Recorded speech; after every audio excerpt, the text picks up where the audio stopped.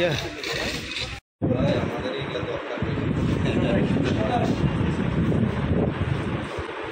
আপনাদের পত্রিকা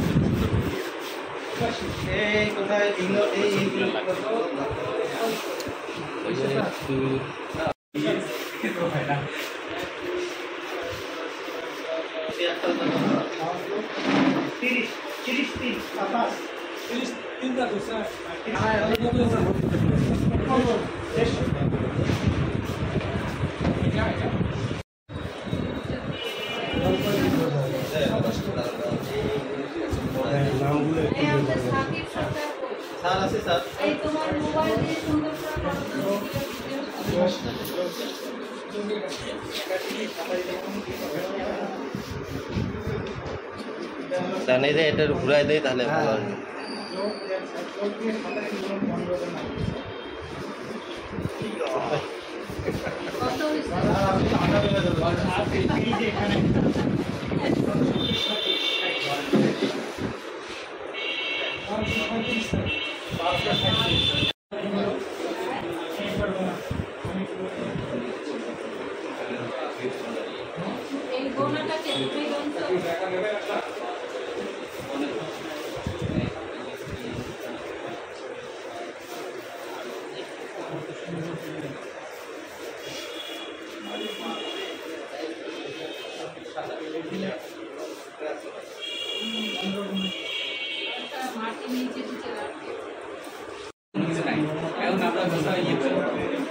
না ছবিটা উঠায়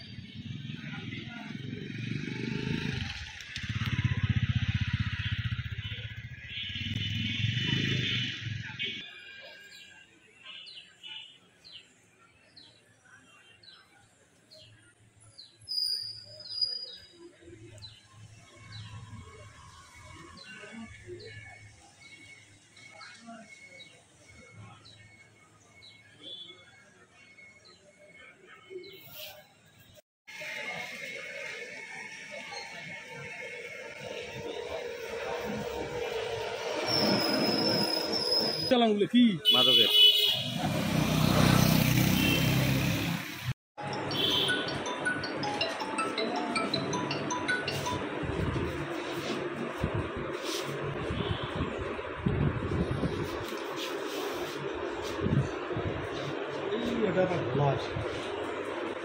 সামনে আসে একটু দেখি